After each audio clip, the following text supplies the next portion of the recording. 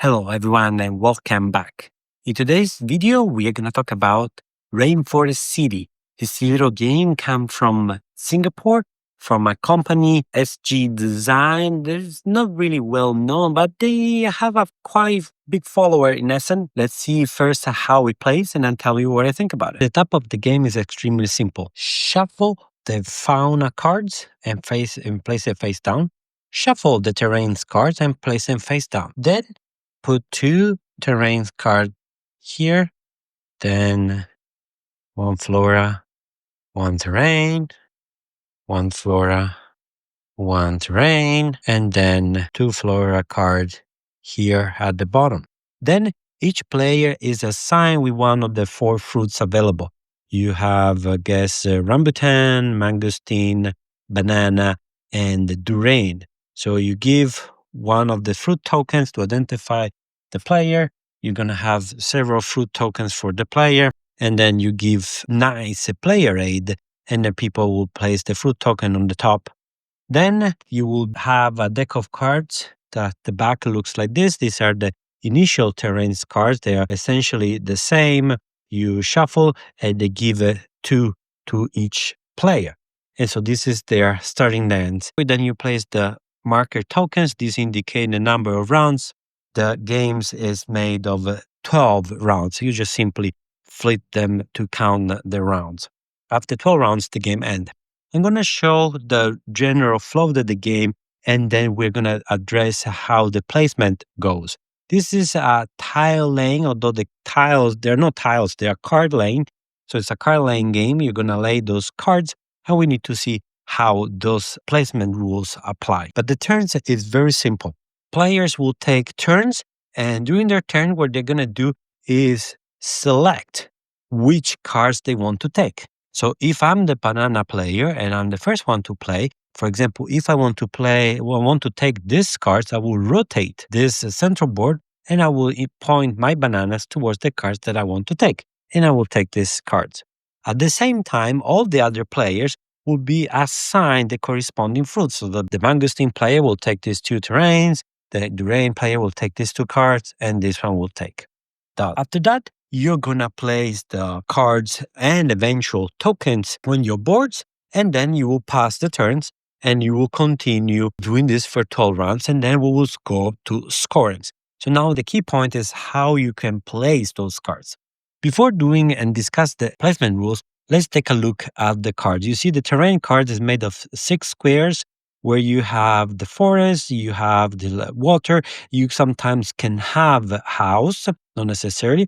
And then you have the flora cards where it indicates some tokens, and we're going to do how we can use those cards. When you place a terrain card, and at the beginning you will place one freely, when you place the next one, what you can do or you have to do is have at least one of the side touching. It doesn't have to be fully touching, can be partially, but as long as you have one part of that last side touching the previous card. You can rotate the card. So if you want, I can place it this way, I can place it this way, I can place it this way. What I cannot do is overlap cards on top of each other. So let's say in this example, I'm placing this terrain here. So I'm trying to, for example, maybe expand it. When I place a terrain card with a token drawn on top of it, I will take the corresponding token and I will place it on that specific square. This area here, green, that it continues to, will be called habitat. Some terrain cards have a house with icon and crossed off like in this way. So if I was to place this card, like for example in this way, I will get this token, but because I have this house with this token here crossed off, I will have to discard one of these tokens and place it over here in the compost hemp area on my player aid. And houses do not count as terrain for the purpose of objectives. It's just there to indicate that houses can affect the flora and fauna. On player's turn, players can also play fauna cards. Fauna cards that you see here, they have the 2x3 grid with icons on top of them. What you're going to do, you're going to overlay the fauna card and decide where this item or this token will spawn. Here you have a tree by 1. Here you have a bird of 3, and here you have a seaweed of 1. And also you see the background will tell you where you can place it. For example, so if I imagine to overlay this tile over here, we'll have the bird going in this area. Then I'm going to have the seaweed here.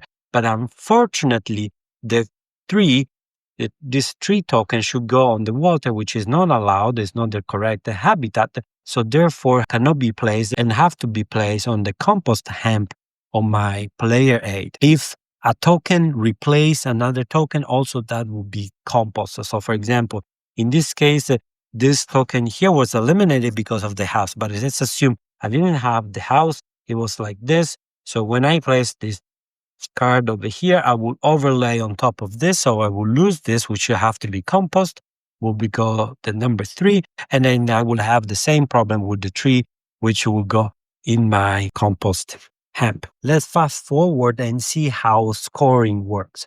So you see here we have tokens of different values. We have 1, 2, and 3, and these values are the same for each habitat, which is the forest, which is the grassland, and then we have the water. In order to score each of these tokens, you need fauna tokens needs to be supported, which means if you have a 2-value fauna tokens, you need to have in the same habitat a value 1 flora. To score a number 3, you need to have the number 2 fauna. So in this example, let's try to score points.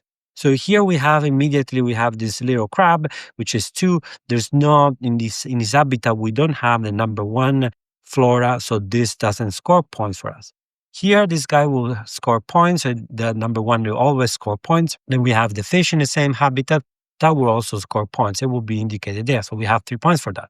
This one is not supported by the flora number 1 and the little trees, so nothing. Here we have a nice big habitat. We have number 1, number 2, and number 3. So all 3 will score points. That's nice. And then now we have number 3 found over here that is not supported, so that will not score points. And so we would add these tokens to score our points. Then we will subtract 1 point per token in our compost hemp. Then we will take a look at how the house scored. If at the end of the game we have a house, we will score 3 points per house, minus 1 point per each flora or fauna token surrounding. So in this case, we're going to have the 3 points for the house, minus 2 for these tokens. Once you have select the card, that the next player will refill the central board with new cards. So alternating this and this.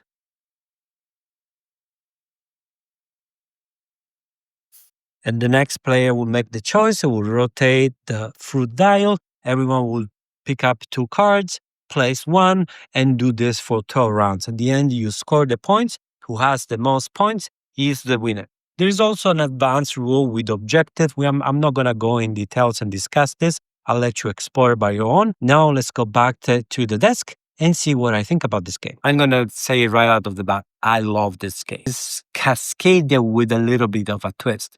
I don't know if you're familiar with Cascadia. Is also a tile-like placement game where you also have fauna tokens that you're going to place on top of your tiles, and then you're going to score points based on the pattern and the greatest area of the landscape that you generate. Here, you don't have the landscape scoring condition. You have only the animal tokens, but you have that 2-dimensional or that 2-layer puzzle. You need to place those cards to increase your habitat in order to have maybe 1, 2, and 3 value tokens. Place the house away from the animal tokens, which I found very thematic. Animals don't like to stay around the humans, which is a common problem in Singapore. And so you have that double puzzle, how you're going to place your cards and how you're going to rotate the other cards and place the tokens on top of that. And you play simultaneous, so everyone is engaged all the time. Every time you get a card, there's not really a bad card. There's always something that you would like to have more than something else. But when it comes to your turn, you can pick the cards that you want. It's very quick. It's very snappy. It plays very well at any player count of 1, 2, 3, and 4.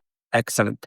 There is also kind of a goal or mission variant, which I don't play that often just because it's a little bit more advanced. I play this game as really introductory tile placement game for anyone, really a family game. Very compact, very, very engaging puzzle that you have. I love Cascadia. I played it a lot, but when I tried this little guy, honestly, Cascadia is an excellent game, but this is one replaced for me. And so I know it's a little bit hard to find, but if you find it in some fair or convention or in store, definitely pick that up at Rainforest City. And if you made it that far, please don't forget to subscribe, like, share with your friends. You know the drill. This is not your first YouTube video, am I right? Thank you very much and see you next time. Ciao.